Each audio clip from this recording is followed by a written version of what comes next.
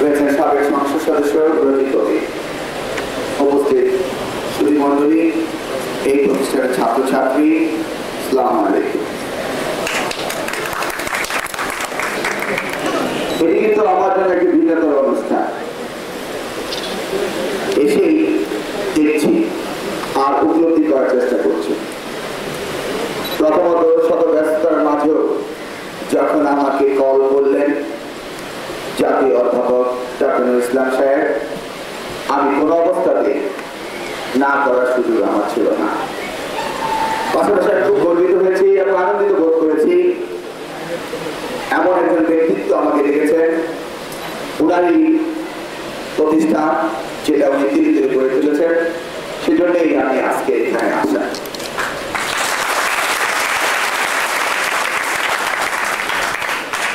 অনেকেই অনেক কিছু করার চেষ্টা করে, অনেক উদ্দেশ্য দিয়ে করে।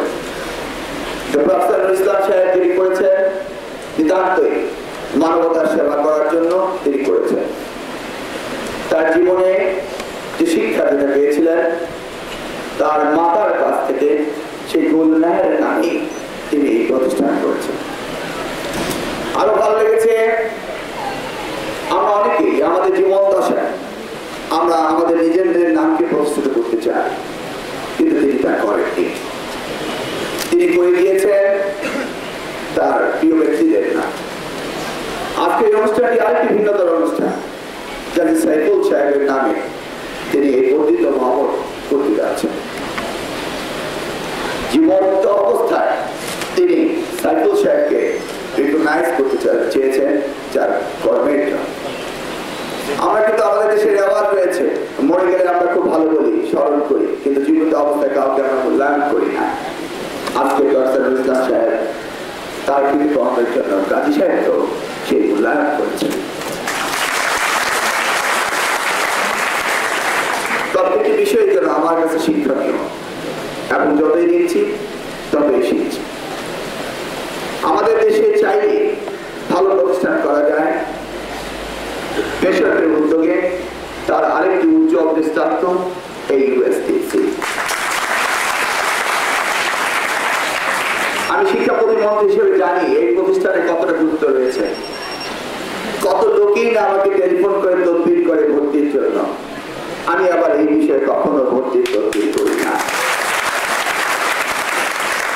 আমি বিশ্বাস করি স্বজন প্রীতি যদি অপরিশুদ্ধ হয় তাহলে সেই প্রতিষ্ঠানে গিয়ে কি বা লাভ আছে। সেজন্য আমি দায়িত্ব পাওয়ার পরে নিয়ম করেছি ক্লাস 1 ভর্তি পরীক্ষা হবে এবং পরীক্ষায় কোনো নেপোটিজম হবে না এবং নিয়ম মেনেই হবে। সরকারি প্রতিষ্ঠানগুলোতে যদি কোথাও শুনতে পাই যে তদবির হয়েছে, ভর্তি তো দূরের কথা, পরবর্তীকালে আমি শাস্তির ব্যবস্থা নেই। সেই কারণে এই তদবির আমি নিতে করি না। অতএব আমি কখনো অর্থাৎ ইসলাম সাহেবকে তদবির করিনি, কিন্তু তদবির যেহেতু আমার কাছে আসে সেই কারণে আমি জানি এই প্রতিষ্ঠানটি কখন গুরুত্বপূর্ণ। এটি ইন্টারন্যাশনাল স্ট্যান্ডার্ড প্রতিষ্ঠান হয়েছে। বিদেশ থেকে ছেলেমেয়েরা লেখাপড়া করার জন্য উৎসাহিত হয়েছে। তিনি আবার সেই ব্যবস্থাটুকু রেখেছেন যে ঠিক আছে, বিদেশ থেকে যদি এসে পড়তে হয় তাহলে ডলার দিয়ে অ্যাডমিশন নেওয়া যাবে এবং এখানে ডলার দিয়ে পড়াশোনা করা যাবে। এই সুযোগটিও তিনি বিদেশিদের জন্য তৈরি করে দিয়েছেন। আমরা চাই এই ধরনের প্রতিষ্ঠান হোক এবং বেসরকারি খাতে উদ্যোক্তারা এগিয়ে এসে 1992 সালে বেসরকারি বিশ্ববিদ্যালয় অ্যাক্ট করেছিলেন এবং বেসরকারি মেডিকেল কলেজ অ্যাক্ট করেছিলেন এবং একই সালে তিনি ওপেন ইউনিভার্সিটি অ্যাক্ট করেছিলেন। অর্থাৎ আমাদের দেশে সুশিক্ষিত ছাত্ররা, ধনাঢ্য পরিবারের ছাত্রছাত্রীরা এদেশে সমমানে লেখাপড়ার সুযোগ এদেশেও তিনি সৃষ্টি করে দিয়েছেন। সরকারের পক্ষ থেকে আবেদন ছিল যে গরিব মেধাবী ছাত্রছাত্রীদের ভর্তির সুযোগ সৃষ্টি করা, সেটাও তারা করেছে। অতএব আমি বিশ্বাস করি প্রফেসর নজরুল ইসলাম সাহেব তিনি তার জীবন একটি সার্থক জীবনে রূপান্তরিত করেছেন। তিনি তার জীবনে অধ্যাপনা করেছেন, চিকিৎসা করেছেন এবং একই সাথে তিনি ভবিষ্যৎ প্রজন্মের জন্য একটি প্রতিষ্ঠান তৈরি করে দিয়েছেন, যে প্রতিষ্ঠান থেকে সত্যিকার অর্থে আমাদের ভবিষ্যৎ প্রজন্মের শিক্ষিত জনগোষ্ঠী বেরিয়ে আসবে। দেশের চিকিৎসা ব্যবস্থা নিয়ে অনেক অনেক জায়গায় অনেক সমালোচনা করা হয়। আমরা যারা সমাজের অনেক উচ্চতর রয়েছি তার অধিকাংশ জনগণই দেশের বাইরে গিয়ে চিকিৎসা করার জন্য চিন্তা ভাবনা করে, কিন্তু আমাদের দেশের ডাক্তাররা যে অনেক ভালো সেই ব্যাপারে হয়তো আমাদের সম্পর্কে ধারণাও নেই। আমি নিজে দেখেছি ইউরোপ আমেরিকাতে নামী ডাক্তার এদেশেরই সন্তান, এবং অধিকাংশই দেখেছি প্রফেসর ইসলাম সাহেবের ছাত্র রয়েছে যারা আজকে কয়জন ছিল আমাদের দেশে ওই ধরনের প্রতিষ্ঠান গড়ে তোলা যে প্রতিষ্ঠানগুলিতে সমন্বয় থাকবে শুধু চিকিৎসা শিক্ষায় নয়, তার পাশাপাশি টেকনোলজিক্যাল অ্যাডভান্সমেন্ট অর্থাৎ ইকুইপমেন্টের বর্ষিত যে চিকিৎসা ব্যবস্থা রয়েছে সেগুলিকে গুরুত্ব দেওয়া। সেই বিষয়ে আজকে এগিয়ে আসছে। আজকে আমি ওপেনিং ব্রেস্টফিডিং হিসাবে অর্থাৎ গত পরশুদিন আমি প্রথম রোগী হিসাবে সেখানে গিয়েছিলাম, কারণ আমার একটি ক্রনিক ডিসেবিলিটি রয়েছে IBS, এটা সহজে ভালো হয় না, এবং আমি দিল্লির অ্যাপোলো ট্রিটমেন্ট করেছিলাম, দেখতেও গিয়েছি এবং ট্রিটমেন্ট করতে গিয়েছি। আমি সত্যি খুশি হয়েছি, শুনলাম প্রায় ডাক্তারই নাকি বিদেশি, গিয়ে দেখলাম তারা আমার মতো বাংলায় কথা বলে। অর্থাৎ এদেশের চিকিৎসক যারা বিদেশে গিয়ে ভালো প্র্যাকটিস করেছে তাদেরকে আবার অর্থাৎ ট্রেন সিস্টেম আমাদের দেশে করেছে। সেজন্যই বলছি প্রফেসর ইসলাম সাহেব এদেশের মেধাবী সন্তানদেরকে সুশিক্ষিত চিকিৎসক বানানোর জন্য তিনি তার হৃদয়ের মাধুরী দিয়ে এই প্রতিষ্ঠানটি গড়ে তুলেছেন এবং করেছেন তার মায়ের নাম দিয়ে, যার কারণে আজকে পৃথিবীতে এসেছেন, যার কারণে তিনি প্রশিক্ষিত হয়েছেন, যার কারণে তিনি আজকে এই সমাজে সুনাম অর্জন করেছেন। আমরা সবাই যেন আমাদের সেই মায়ের নাম স্মরণ করি। এতে আমাদের যে বর্তমানে নৈতিকতা বিবর্জিত যে সমাজ সৃষ্টি হতে যাচ্ছে সেই সমাজ থেকে যেন আমরা বেরিয়ে আসতে পারি তারই একটি উজ্জ্বল দৃষ্টান্ত। বহুদিন আগে আমি আমেরিকার একজনকে জিজ্ঞেস করেছিলাম যে মায়েদের প্রতি আমেরিকানদের শ্রদ্ধাবোধ এতটা কম কেন। উত্তরে বলেছিল একজন আমেরিকান যে মায়ের স্তনের দুধ তারা খেতে পায় না। তার যদিও একটি সুন্দর উত্তর দিয়েছিল ছোট্ট ভাবে, এর অনেক যৌক্তিকতা আছে বা নেই, কিন্তু আমি বিশ্বাস করি যে জাতি মাদের সম্মান করতে জানবে না সে জাতি তাদের অস্তিত্ব হারিয়ে ফেলবে। আমরা বাংলাদেশি এমন এক জাতি, আমরা আমাদের মাদের শ্রদ্ধা করতে জানি এবং এই শ্রদ্ধা আমরা সবাই জন্য করি। সেই শিক্ষণীয় বিষয়টিও আজকে এখানে এসে আমরা আরো শিখলাম। এই প্রতিষ্ঠানের শিক্ষার্থীরা আমরা চাই এমন ধরনের চিকিৎসা নির্ভরশীল না হতে পারি। আমাদের চিকিৎসকরা আমাদের মেধা যেন বহির্বিশ্বে দিয়ে আমরা বিশ্বকে সাহায্য করতে পারি।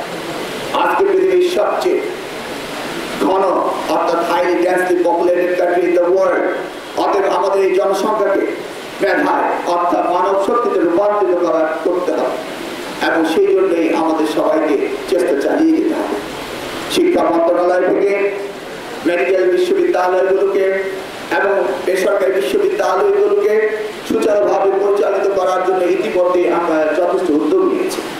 ইতিমধ্যে আমরা অ্যাক্রেডিটেশন কাউন্সিল গঠন করার প্রস্তুতি নিয়েছি এবং অতি শীঘ্রই আমরা তা করতে যাব, যাতে করে বেসরকারি বিশ্ববিদ্যালয়গুলি সুষ্ঠুভাবে পরিচালিত হয়। সারা দেশে ইতিমধ্যে 53টি বেসরকারি বিশ্ববিদ্যালয় রয়েছে এবং তাদেরকে রেটিং করা, তাদেরকে নিয়ন্ত্রণ করার বিষয়েও আমরা ইতিমধ্যে এই অ্যাক্রেডিটেশন কাউন্সিলের মাধ্যমে পরিচালনা করে যাচ্ছি। দেশের বঙ্গ শিক্ষা ব্যবস্থাকে পুনরুদ্ধার করার জন্য ইতিমধ্যে শিক্ষা মন্ত্রণালয় থেকে আমরা ব্যাপক কর্মসূচি নিয়েছি। নকল নামক সংক্রামক ব্যাধিকে আমরা সমাজ থেকে সকলে মূলোৎপাটিত করতে অনেক আংশিক আমরা সক্ষম হয়েছি বলে আমাদের দৃঢ় বিশ্বাস। আমাদের দেশ 14,140 বিলিয়ন লোকের দেশ। আমি বিশ্বাস করি আল্লাহর দেওয়া যে মেধা আমাদের নাগরিকের মধ্যে রয়েছে, ঠিক একই মেধা একটি উন্নত বিশ্বের নাগরিকের মধ্যে রয়েছে, কিন্তু আমাদের মেধাকে আমাদের সঠিকভাবে কাজে লাগাতে হবে। সেই জন্য মাননীয় প্রধানমন্ত্রী শিক্ষাকে তিনি সবচেয়ে বেশি গুরুত্ব দিয়েছেন। আমরা এটাও দেখেছি পৃথিবীর অনেক দেশ আমাদের বড় স্বাধীনতা পেয়ে তারা অনেক বেশি এগিয়ে গিয়েছে, কারণ তারা শুধু শিক্ষায় গুরুত্ব দিয়েছিল। আজকে শিক্ষাকে দেশটির মাননীয় প্রধানমন্ত্রী সর্বোচ্চ গুরুত্ব দিয়েছেন এবং শিক্ষা সবচেয়ে বেশি বাজেট ব্যয় হচ্ছে। শিক্ষক সমাজকে তিনি আরো বেশি গুরুত্ব দিয়েছেন, কারণ শিক্ষাকে গড়ে তোলার জন্য শিক্ষকদের প্রয়োজন রয়েছে। সে কারণে বেসরকারি শিক্ষকদের সুবিধা দেওয়া হয়েছে। ইতিমধ্যে কারিগরি শিক্ষাকে গুরুত্ব দেওয়া হয়েছে, মহিলা শিক্ষার প্রতি গুরুত্ব দেওয়া হয়েছে। ইতিমধ্যে একাদশ এবং দ্বাদশ শ্রেণী পর্যন্ত মেয়েদের উপবৃত্তির ব্যবস্থা করা হয়েছে। আগামী দিনে স্নাতক পর্যন্ত মেয়েদেরকে উপবৃত্তির ব্যবস্থা করবে। শারীরিকভাবে এদেশে শিক্ষা ব্যবস্থাকে ঢেলে সাজানোর জন্য আমাদেরকে নিরলস পরিশ্রম করার নির্দেশ দিয়েছেন মাননীয় প্রধানমন্ত্রী দেশ নেত্রী বেগম খালেদা জিয়া। তার এই নির্দেশে আমরা কাজ করে যাচ্ছি। আমার দৃঢ় বিশ্বাস এই প্রতিষ্ঠান যে মহৎ উদ্দেশ্য নিয়ে জাতীয় অধ্যাপক ডক্টর মাহমুদুল ইসলাম সাহেব করেছেন, তার জীবনদশায় আমরা একটি পরিপূর্ণ অবস্থায় তাকে দেখতে চাই এবং সেই পরিপূর্ণ যেদিন পূর্ণের করতে যেদিন এই ইউনিভার্সিটির ছাত্রছাত্রীরা শুধু বাংলাদেশে নয় সারা পৃথিবীতে তাদের সুনাম ছড়িয়ে দিবে, সেদিনে যিনি ভাববেন তার এই পরিশ্রমের সার্থকতা রয়েছে। আর আজকের এই দিনে আমি আল্লাহর কাছে দোয়া করব যেন সাইফুল সাহেব সুস্বাস্থ্য নিয়ে তিনি বেঁচে থাকতে পারেন এবং তিনি যেন এই প্রতিষ্ঠানটি সেবা করার জন্য আরো সুযোগ আল্লাহ তাকে সৃষ্টি করে দেন, সেই দোয়া কামনা করে আমি আজকে এই পতিত ভবনের শুভ উদ্বোধন করব। আপনারা সবাই দোয়া করবেন। আল্লাহ হাফেজ। বাংলাদেশ জিন্দাবাদ। শহীদ